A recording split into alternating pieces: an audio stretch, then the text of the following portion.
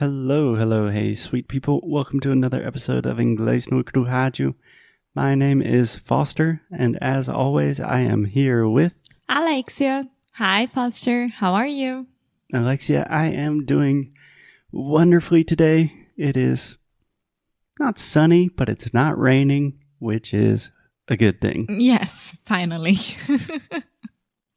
And I'm also very excited today because we are going to talk about an article that I recently read and I absolutely adored. And I'm going to really make you be the English student today. Yes. Well, I think I am every day here. Yeah. But if you're saying that, you're going to be really, really tough on me. Yeah, tough on you. Yeah. Yeah, I'm not going to be too tough, but what I want to do is essentially treat this the exact same way that I would treat a normal English class. Mm-hmm. So a lot of our students want to improve their reading skills, and they also want to improve their communication skills simultaneously. Mm-hmm. And reading out loud is a wonderful way to do that. And also talking to yourself is a wonderful way to do that. That's very true. That's what this article is about. So we're getting it all at once. This is what we call in English, killing two birds with one stone. Okay.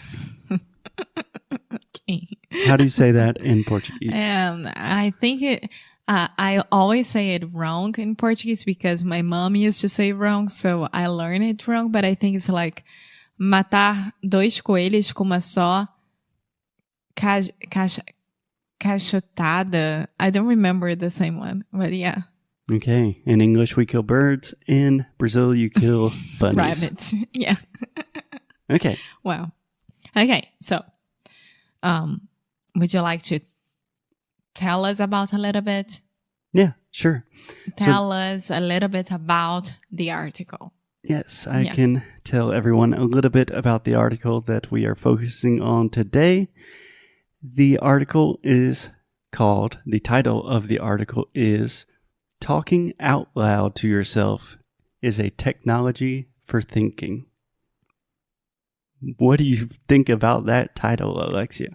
Talking out loud to yourself is a technology for thinking. And just to clarify, talking out loud. É falar alto, falar. Out loud in voz alta. So reading out loud means you're actually speaking.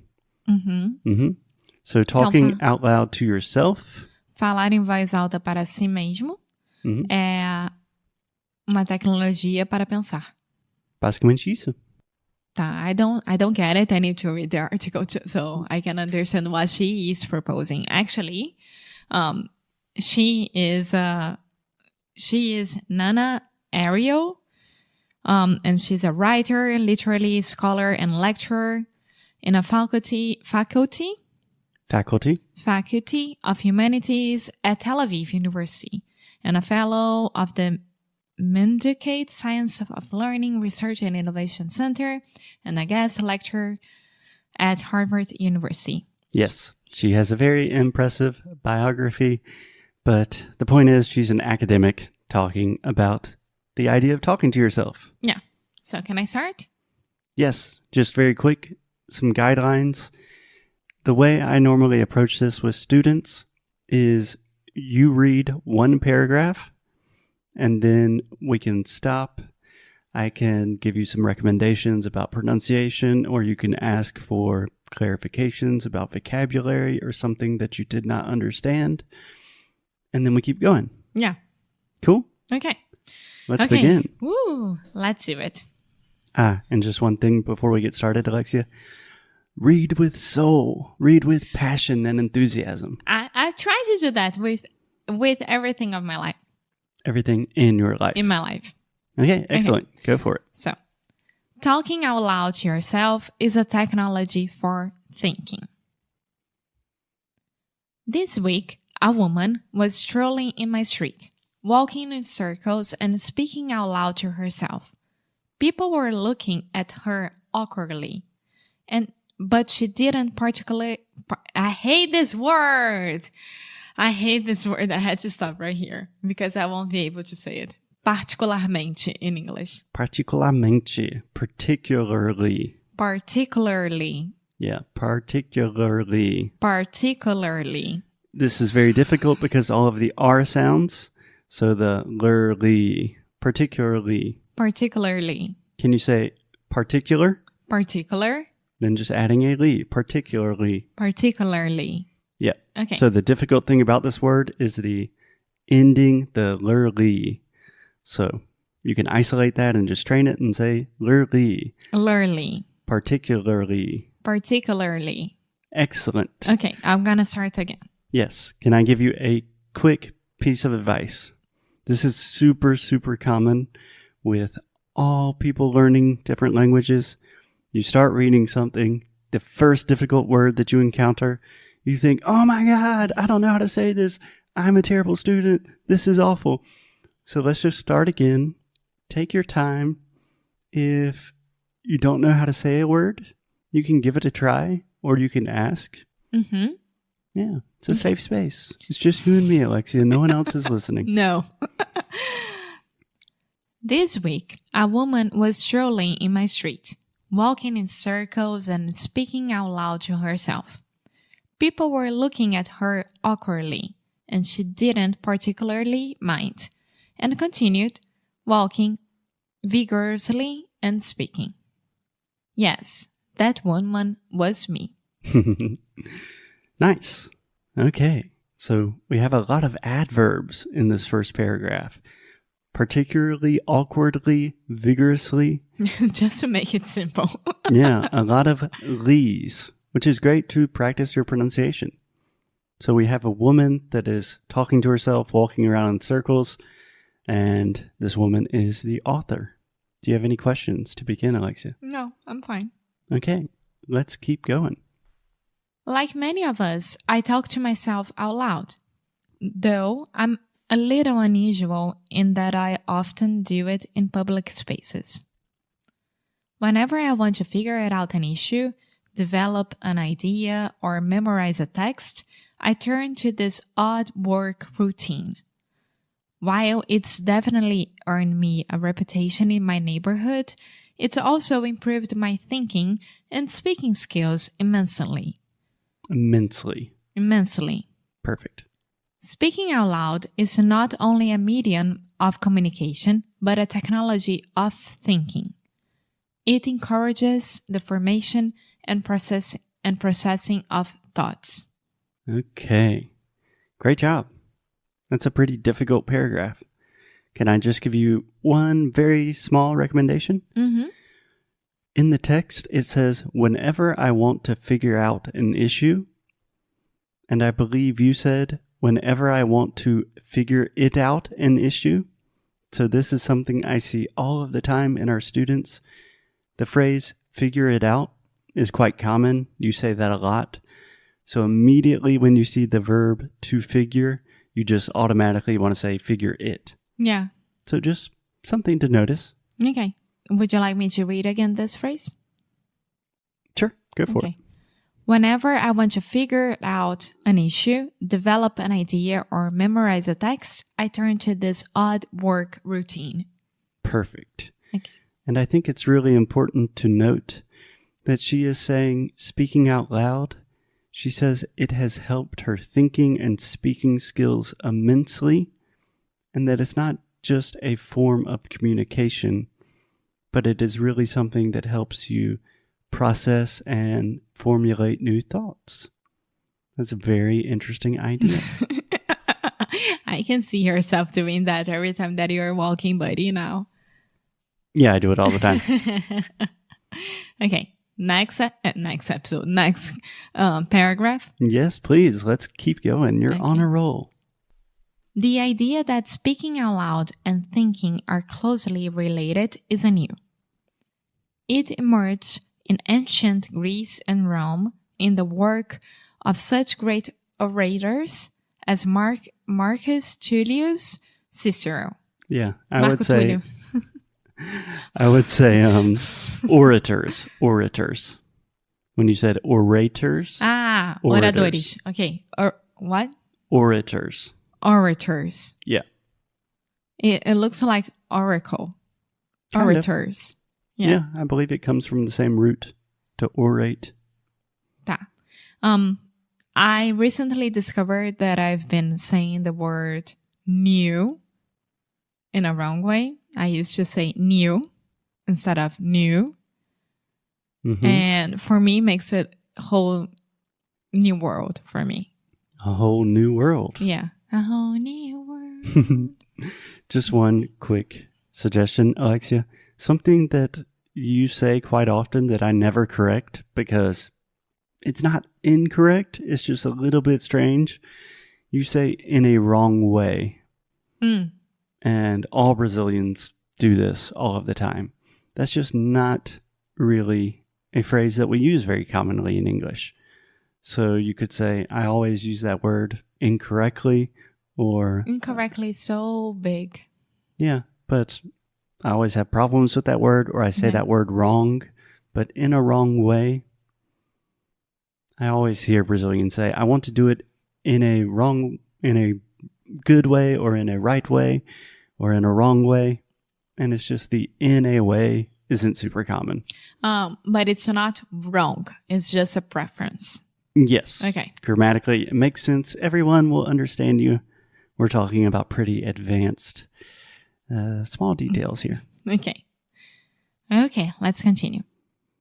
But perhaps the most intriguing modern development of the idea appeared in the essay on the gradual formation of thoughts during speech, 1805, by the German writer Heinrich von Kleist. Heinrich von Kleist. Yeah. Felipe can pronounce that for us. Here, Kleist describes his habit of using speech as a thinking method and speculates that if we can discover something just by thinking about it, we might discover it in the process of free speech. He writes that we usually hold an abstract beginning of a thought, but active speech helps to turn the obscure thought into a whole idea. It's not thought that produces speech, but rather, speech is a creative process that in turn generates thought. Just as appetite comes with eating, Kleist argues, ideas come with speaking. Excellent job, Alexia. I think I did great here. You did great. You did great. With all the THs and everything, I took my time to try to pronounce it correctly. Mm-hmm. I think I did great. Yeah, your pronunciation is wonderful. Do you have any questions about vocabulary? Any words that you just completely do not understand? Not word that I don't understand, but I think that when you're reading, it's different when you're reading a word than speaking a word, right? So when we read the word thought, people can be very confused by it. Yeah. Because it's very weird. So... Thought and pensamento. Yeah. But I think it's just a matter of fact to think about it. That's it. Yeah, I notice sometimes you confuse the word thought with taught. So taught would be to teach in the past. In the past. But thought, pensamento, and it has the TH at the beginning. Okay. One word that I would like to mention is the adjective intriguing. I think that's a great word, intriguing. Do you have a good translation for that word? Yeah, it's the same. Intriguing. Cool. Yeah. I think that's just an excellent opportunity. So many times people just say interesting. It's really an interesting idea. You can say intriguing. Intriguing. Yeah. It's fun. But even in Portuguese, we don't say like aquilo intrigante. You know, it's like a very old Portuguese, more or less. Yeah. It's not old English, but it's not a word you're going to say all of the time. But it's nice to throw in an intriguing every now and then. Yeah. Okay, so Alexia, you did a great job with the reading. Can we look at this last part of the text, beginning with, it's not thought that produces speech, but rather speech is a creative process. Can you read that one more time until the end of the paragraph? Okay. It's not thought that produces speech, but rather speech is a creative process that in turn generates thought. Just as appetite comes with eating, Kleist argues, ideas come with speaking. Okay. Did you see that I said appetite correctly? In a correct way, you were going to say? Yes, correctly. Yeah. Perfect. Because when we read it, it looks like French, and I wanted to say appétit. Mm-hmm. But I don't even know if in French is correct, but appetite, appétit. Perfect. Okay, now that you had a chance to read this for a second time, do you understand what the author is suggesting? Yeah. Can you explain it to me in using normal words? What he's saying here is that when you think out loud, when you are saying what you want to do or what you want to create or the idea that you're thinking, this can help you to produce this idea or this thing. Yeah. So when you keep only in your mind, eventually it won't become real. But if you speak out loud, it helps you to make it real. Yeah, I think that's pretty much it. And I think that's a pretty radical idea. I imagine most people have the belief that you think about something, you have a thought, and then you say that thought. But the thought was already in your head before you say it. But in this article, they're suggesting that no, it kind of all works together. It's not like one thing comes before the other, but the act of speaking is actually an act of creation in and of itself. Yes, and I think that this works a lot with English because when you're gonna first meet someone, you need to have a script, right? You need to know what you're gonna say. So if you practice out loud back home, what you're gonna say, which questions and answers you're gonna have and give, that's what makes everything real, and you can be ready for that. Yeah. For business meetings, for presentations, for anything. Yeah. So I think it's a good way of preparing. Absolutely. Yes. Thought and speech are connected. So it really doesn't matter if you can think about English all day. You have to connect that thought with speech. Yeah. Anyways, you did a great job today, Alexia. Would you like to continue with this article tomorrow? Yes, of course. And I hope you guys that are listening to us right now, next episode, come along with the article in front of y'all, and then you can read with me and understand what we are saying better. Yeah, absolutely. We will include the article in the show description in the show notes. And as always, keep up the good fight. And lose well. Bye.